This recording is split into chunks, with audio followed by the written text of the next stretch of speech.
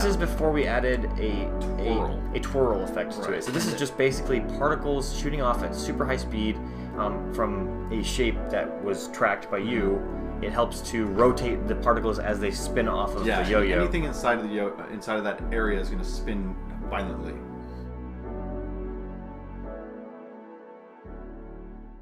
Welcome to another behind the scenes. Some tests we rendered early on in our journey to try and make this look like it's high speed. High speed fire coming off of its sparks or whatever. This is an earlier test. It feels more like it's that looks a sparkler, like a sparkler toy. Sparkler toy. And then we moved on to whatever this is. This was actually, I think, like an outer layer attempt or something. I'm not sure. Yeah. It's super weird. And then what's this one? This is closer to what we ended up going with. Yeah. This is before we added a twirl effect to it. So this is just basically particles shooting off at super high speed from a shape that was tracked by you to match the yo-yo. When we emitted particles from that shape. And then we have the final kind of 3D scene here, which was the end result we went for, which really works. It's you had found a way to make it twirl. Oops, here we go. What did I just do? There we go. Clicking the wrong button. Here we go. Show all. Yeah. So this thing is a twirl physics vortex thing, and it helps to rotate the particles as they spin off of the yo-yo. Anything inside of the inside of that area is going to spin violently. And yeah, in the end, you kind of take that high-speed particle shooting out plus the twirl, and it works. And then, of course, later in After Effects, we added glow and fire effect to it and just made it blur and just feel correct. Yeah, I have to play this every frame so that the simulation can still go, because it's still simulating at this point. We have it burst with a burst of particles every time it starts to enter a new stage of velocity or whatever. Character's uneased look. Yeah, this is... Yeah, really happy with how that looks. It looks like a spinning wheel of fire. Yeah, and earlier on, again, we're still learning every episode we learn. This required us to set up one of our first green screen psych walls, which was super... We're ready to see how professional it is, and... Super professional.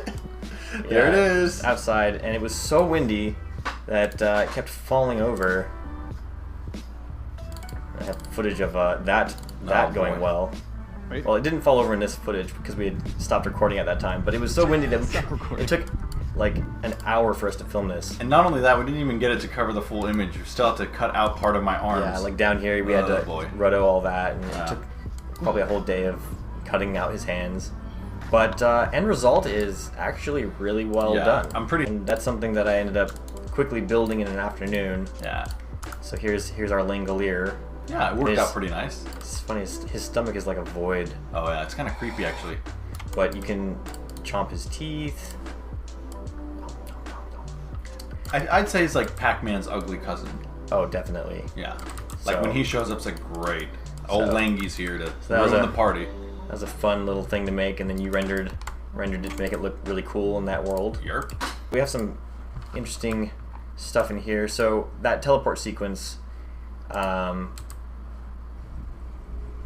we shot that here on green screen. How does it look without any visual effects? Like just raw edit. This is interesting.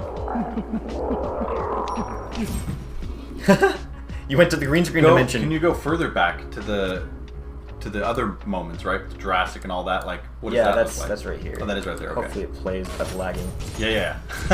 So that's fun. So it's just green screen dimension. Green screen dimension. So because we had so many versions of you hitting the clock at several different angles with different lighting, we cut between them all so it looked like the lighting changed. Yeah, I would bit. be looking one direction for each angle, for each shot, so there's a different sense of lighting. That's cool. Yeah, and so that ended up looking like that. I think it works. After some editing. What's over here? Right. Just some paint out work. We had a towel there on the floor. Oh, right. Because we didn't want the clock to break, which ended up happening. So yeah, the towel was there, and I was supposed to do one thing. It was drop the clock on the towel. Very simple.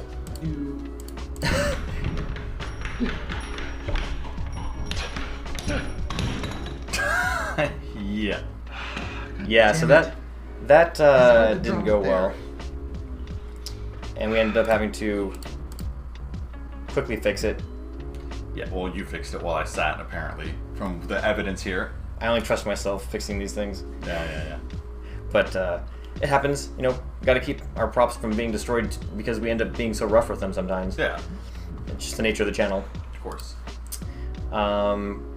Another interesting thing. Oh yeah, this is during fun. Jurassic Park moment. We were like, okay, well maybe he runs from the dinosaurs with his pants down in Jurassic World, and I don't know why we cut this. I think we're just like, this is too ridiculous, or like it took too long. I think it was a matter of it didn't fit the goal was me to go through the. I don't know. It was just.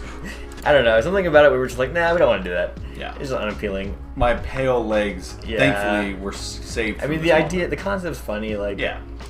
Running from dinosaurs with your pants down in Jurassic era, like, okay. I personally think we just didn't want to milk it too much because it was sort of. Yeah. Okay. What else we got? We got. This is just a quick. Oh yeah. Rotation of the clock, kind of a close up. That's a DVD reader on the back. You know, standard things. In fact, if you actually built the clock with these exact components, you would be able to time travel. Yeah, totally. Don't quote us on that though. Use at your own discretion. Exactly. Our sort of works in progress, and right here you can see how we did this was I threw it and then ducked down, and so he could, and so then we could remove myself I told easily. him to shrink himself down to the smallest possible form that I could digitally remove. Yeah. So then we had to remove me for that. There you are again. There I am over there. Yep. You're teleporting all over the place. And then I threw this one late. Right. And it actually didn't go on the roof. It actually went off the side, but we removed it on the side there, so it looked like it went on top. Yeah, there's sometimes little mistakes can be fixed like that. And in this version, we actually have an extra little gag which we cut, which is him looking for ladders. Oh, I forgot about that. He gets a different ladder, and it's like too short, and that's the gag. It's like, oh yeah, aha, it's too short. What's funny is nowadays I feel like we would maybe have kept that in. And maybe, but I mean, we removed it because it didn't really add much. It was like, just cut to this ladder bit. It's more interesting. True. Pacing wise, it was pacing wise, yeah.